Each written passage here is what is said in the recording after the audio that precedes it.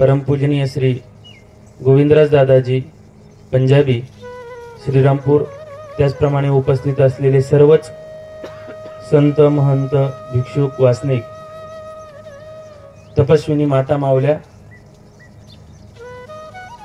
आणि आपण सर्वांना प्रथमतः दंडवत प्रणाम करतो आणि आजच्या कार्यक्रमाला सुरुवात करतो।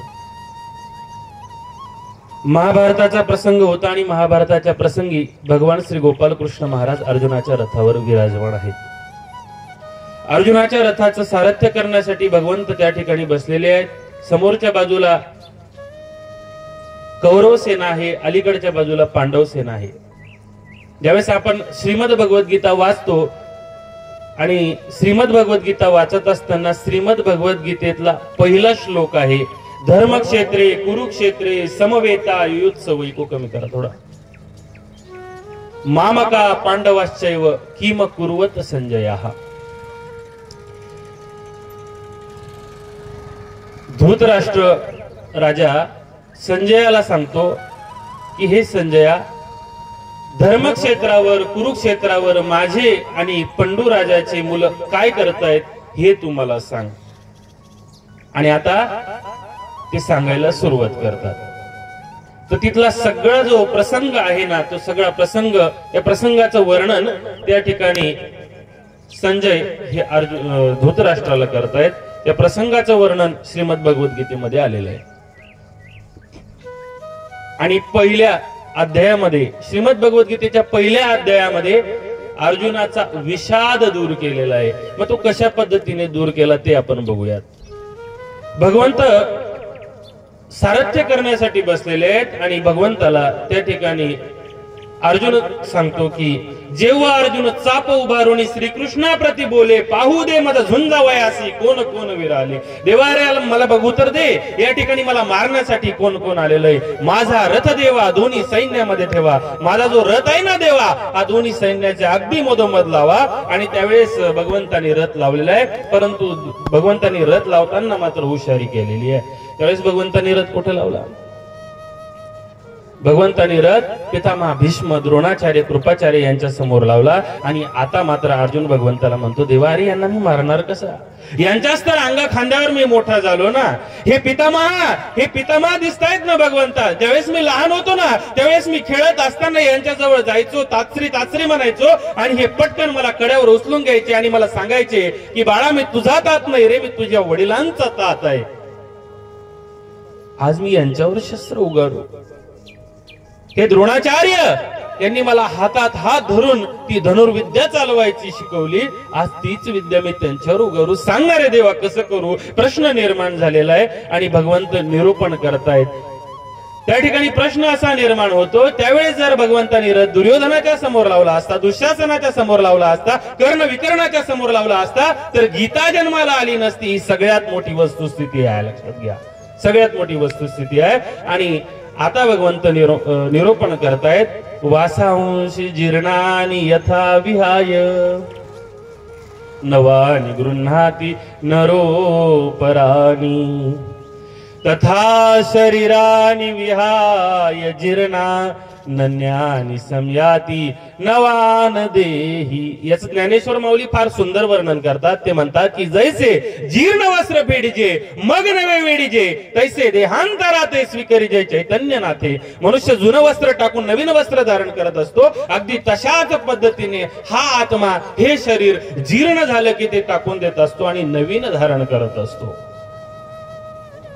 मग मृत्यू होतो, पण मृत्यू होतो कुणाचा? तर तो शरीराचा मृत्यू होत असतो। आत्मा तर अविनाशी आहे ना। नयनम छिंदंती शस्त्राणी नयनम दहती पावक न चैनम क्लेदयंत्यापो न शोषयति मावृत। तो आगीने जळत नाही, पाण्याने बुडत नाही, तो शस्त्राने छेदल्या जात नाही, भेदल्या जात नाही, तो त्याचं काहीच होत नाही। आत्मा हा अविनाशी, भगवंताचं निरूपण चालू आहे। आणि या ठिकाणी एक कथा मला आठवते। गर्भगळीत झालेला आहे अर्जुन। असंच आपल्या गावासारखं एक गाव होतं, गावाच्या बाहेर एक वडाचं झाड होतं, त्या झाडाखाली एक अजगर राहायचा। तिथनं जाणाऱ्या येणाऱ्यांना तो गिळून टाकायचा, खाऊन टाकायचा। लोक घाबरत होते, जात नसत तिकडे। प्रश्न निर्माण झाला काय करावं। आणि असंच एके दिवशी आपल्या आचार्य श्री घोगे बाबांसारखे, कृष्णराज बाबांसारखे आचार्य रस्त्याने जात असताना त्या संतांनी त्या आजगराकडे पाहिलं आणि त्या आजगराकडे बघितल्यानंतर त्यांनी त्या आजगराला प्रश्न विचारला. म्हणले का रे बाबा? म्हणे काय महाराज? अरे म्हटले गधड्या किती पापकर्म करतोयस? म्हटले काय झालं? बरं खुशाल कोणाला बी खाऊन टाकतोस, गिळून टाकतोस. म्हणे काय करू अहो, मला भूक लागून जाते. अरे पण तू कधी विचार केलायस का? तू मागच्या जन्मी इतकं पाप कर्म केलंस, त्यामुळे तू ह्या जन्मी आजगर झालास. ह्या जन्मी तू इतकं पाप कर्म करतोस, पुढच्या जन्मी काय होशील याचा कधी विचार केला का? आजगराने क्षणभर विचार केला. म्हटले नाही महाराज, मी विचार नाही केला. अरे मग पुढं कसं होईल तुझं? आजगर म्हणे मग काय करू बाबा? म्हणे एक काम कर, माणसं खाणं बंद करून टाक. म्हणजे हरकत नाही. साधू निघून गेले आणि आता आजगराने माणसं खाणं बंद केलं. गावामध्ये चर्चेला उदाहरण आलं. कोणी म्हणे माळ घातली, कोणी म्हणे उपदेश घेतला आजगराने. आजगर शुद्ध शाकाहारी झालं.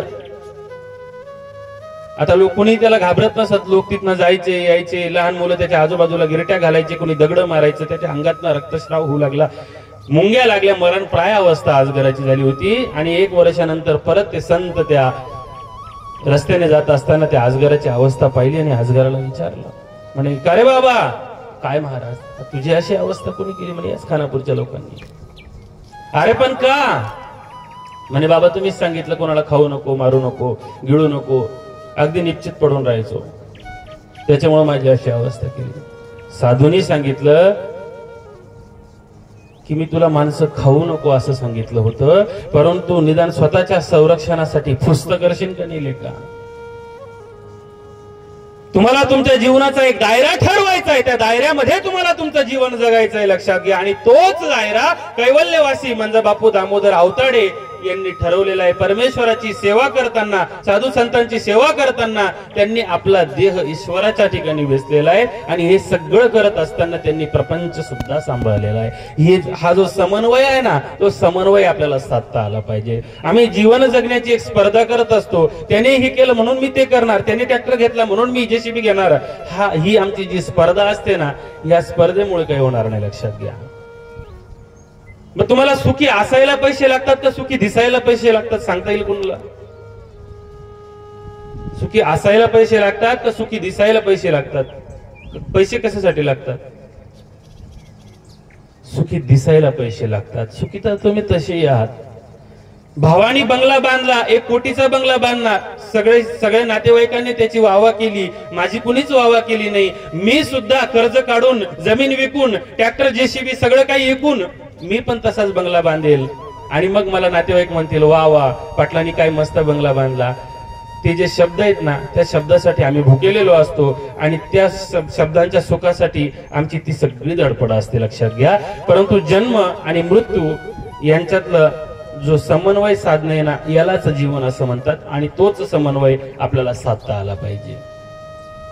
तो समन्वय साधता आला पाहिजे. मग आनंद, आम्ही सगळेजण आनंदाच्या शोधामध्ये आहोत, परंतु मिळाला का बाबा हो तुम्हाला आनंद? प्राप्त झालं का तुम्हाला समाधान? आनंद कसा शोधणार? आनंद या जीवनाचा सुगंधा परी दरवळावा, गाण्यातला सूर जैसा ओठातुनी ओघळावा. आनंद या जीवनाचा सुगंधा परी दरवळावा. तो आनंद आम्हाला शोधता आला पाहिजे. मग ते सुख कसं शोधणार? तुम्ही दिवसभर उन्हामध्ये काम केलेलं आहे, थकलेले आहात, घरी आलात. घरी आल्यानंतर ज्यावेळेस तुमची पत्नी कूलरचं बटन दाबते आणि ज्यावेळेस तुमच्या अंगावर थंड हवा पडते, तुमचं संपूर्ण अंग जे आहे ना, ते अंग गरम झालेलं आहे, तापलेलं आहे आणि ती थंड हवा पडल्यानंतर ज्यावेळेस तुम्ही शांत होता ना, त्यालाच सुख म्हणावं, त्यालाच समाधान म्हणावं. प्रचंड भूक लागलेली आहे, लांबच्या प्रवासातनं तुम्ही आलेले आहेत आणि नातेवाईकांनी सांगितलं ताई बसून घ्या ना, जेवण करा ना, मी गरम गरम चपाती टाकते, भाजी बनवते. ते ताट तुमच्या समोर आलं, ती भाजीचा तो तुकडा मोडते, चपातीचा तुकडा मोडला, भाजी टाकला, तो घास तोंडामध्ये टाकला. ज्यावेळेस तुमचं भूक शांत होईल ना, त्यालाच सुख म्हणावं, समाधान म्हणावं. मग सुख कशामध्ये? मानलं तर सुख आहे, नाहीतर दुःख आहे. जगी सर्व सुखी असा कोण आहे, विचारी मना तुझी शोधवणी पाहे, समर्थ रामदास स्वामी म्हणतात. असंच एका ठिकाणी कार्यक्रम चालू असताना मी हे वाक्य वापरलं. एक जण म्हणे बाबा मला हे तुमचं वाक्य पटलं नाही. म्हटलं काय झालं? म्हणे जगी सर्व सुखी विदेशात आहे. माझा एक विदेशातला मित्र सुखी आहे. म्हटलं कसं काय? त्यांनी लग्न केलं नाही का? म्हणे मग केलं ना. मुलं बाळ नाहीत का त्याला? म्हणे आहेत ना. किती मुलं आहेत? म्हणे 2. मग ते काही हट्ट करत असतील ना, आम्हाला अमुक आणा ढमुक आणा, शाळेतल्या वही पेन्सिल शिशपेन कपडे वगैरे आणा, मागत असतील ना. म्हणे मग मागतात ना. म्हटलं मग ते देण्यासाठी, त्या मुलांना त्यांचे हट्ट पुरवण्यासाठी, बायकोचा लाड पुरवण्यासाठी जो काही पैसा येतो तो कुठून येतो? म्हणे तो काम करतो. मग काम करत असताना आनंद होत असेल? म्हणे नाही, आनंद कसा होईल? अंगातून घाम येतो, कष्ट होतात, त्रास होतो. म्हटलं मग तो सुखी कसा? म्हणून जगी सर्व सुखी असा कोण आहे? जगामध्ये सर्व सुखी असा कोणीही नाहीये. मग सुख जर तुम्हाला जर पाहिजे असेल, समाधान जर पाहिजे असेल, प्राप्त करायचं असेल, तर तुम्हाला काय करावं लागेल? परमेश्वराची नाम साधना, भक्ती साधना करावी लागेल. आणि ते जर केलं तर खऱ्या अर्थाने तुम्हाला सुखाची प्राप्ती झाल्याशिवाय राहणार नाही. पण आम्ही त्या सुखाच्या शोधात आम्ही कधीच जात नाहीत, आणि ते सुख आपल्याला शोधता आलं पाहिजे. मग या संतांजवळ गेल्यानंतर काय होतं? तर संतांजवळ गेल्यानंतर त्या सुखाची प्राप्ती होते, आणि ते सुख आपल्याला परमेश्वराकडे खेचण्याचं काम करत असतं. लक्षात घ्या. आम्ही उपदेश घेतला. उपदेश घेतलं म्हणजे काय केलं? कान फुकले म्हणजे उपदेश झाला नाही. इकडून कान फुकले, इकडून सोडून दिलं, ते बऱ्याच लोकांचे नामही पाठ नसतात. त्याला काही अर्थ नाही. उपदेश घेतल्यानंतर ते नामस्मरण आपल्याकडून घडलं पाहिजे, ते स्थानवंदन घडलं पाहिजे, ती चतुर्विध साधनाची सेवा आपल्याकडून घडली पाहिजे. कुठेतरी आपण पायी तीर्थयात्रेमध्ये गेलं पाहिजे, पदयात्रेमध्ये गेलं पाहिजे. त्या जर गोष्टी जर आपण केल्या तर त्या माध्यमातून काही का होईना तो धर्माचा ओलावा आपल्या अंतःकरणामध्ये रुजेल, आणि तो एकदा आपल्यात रुजला की मग आपण खऱ्या अर्थाने धर्माचरण करण्यासाठी सक्षम ठरू. मोक्ष मार्गाची वाटचालच ती आहे. तिथून आपल्याला ती सुरुवात करायची, आणि ती जर सुरुवात केली तर नक्कीच आपल्याला मानवता धर्म कळल्याशिवाय राहणार नाही. कारण आपल्याला हा जो मानव जन्म मिळालेला आहे, हा मानव जन्म मजा मारण्यासाठी मिळालेला नाही. बऱ्याच लोकांचं फसगत होत असते.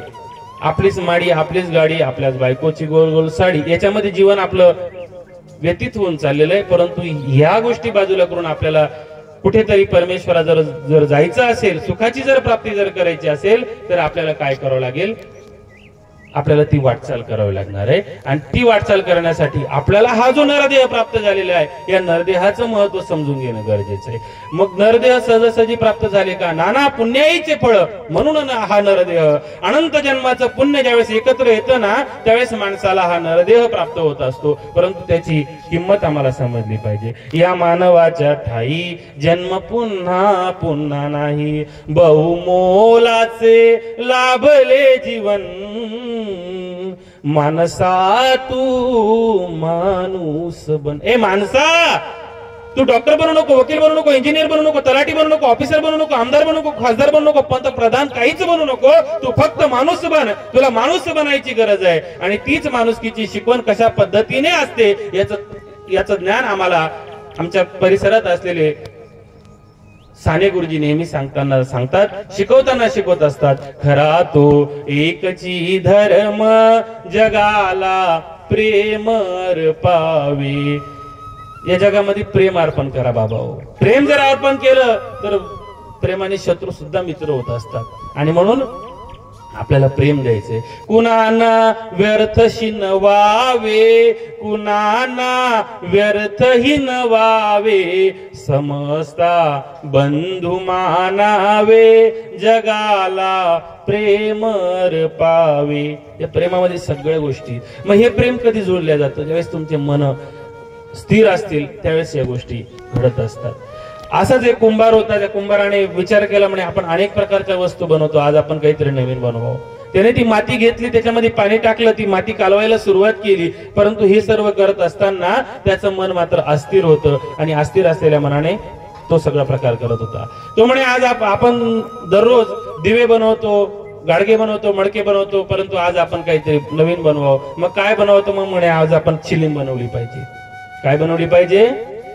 चिलीम बनवली पाहिजे. आणि आता त्या चिलीमसाठी ती माती त्यांनी एकत्र केली, आणि ती माती एकत्र करत असताना ते बनवत असताना त्याचं मन कुठेतरी स्थिर झालं. चिलीमसाठी बनवलेली माती मोडून टाकली आणि परत त्याने ती घडा बनवायला, तो घागर बनवायला सुरुवात केलेली आहे. आणि आता घडा बनवतोय आणि घडा बनवत असताना ती निर्जीव असलेली माती त्या कुंभाराला प्रश्न विचारते की कुंभार दादा तू माझी चिलीम बनवणार होतास, तू माझी अचानक ती घागर कशी काय बनवतोय, तू घडा कसं काय बनवतोय. त्यावेळेस कुंभाराने सांगितलं की ज्यावेळेस मी ती चिलीम बनवत होतो त्यावेळेस माझं मन अस्थिर होतं आणि अस्थिर असलेल्या मनाने मी ती चिलीम बनवत होतो, परंतु आता मात्र माझं मन कुठेतरी स्थिर झालेलं आहे आणि म्हणून मी चिलीम न बनवता घागर बनवतोय.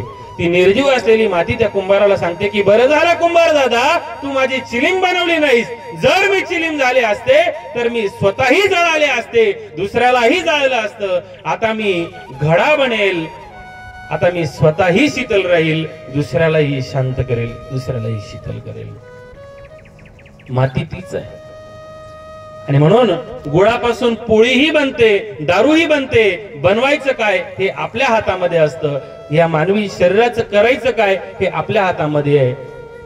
भरतखंडे नरदेह प्राप्ती हे तो परम भाग्याची संपत्ती. आपला जन्म भारतात झाला आणि भारतात होऊन त्यातल्या त्यात आपण महाराष्ट्रामध्ये जन्माला आलो आणि त्यातल्या त्यात तुम्ही सगळेजण भाग्यवान आहात की तुम्ही गंगा तीराच्या या पवित्र काठावर, ज्या ठिकाणी 800 वर्षापूर्वी सर्वज्ञ श्री चक्रधर महाराजांनी एक विचार या ठिकाणी दिला, याच विचारांचा वारसा जपणाऱ्या गावांमध्ये तुम्ही स्थित आहात, तुम्ही या ठिकाणी राहत आहात आणि सर्वज्ञ श्री चक्रधर महाराजांच्या अमोघ अशा लीळांचं, त्या स्थानांचं तुम्हाला दर्शन घडतं.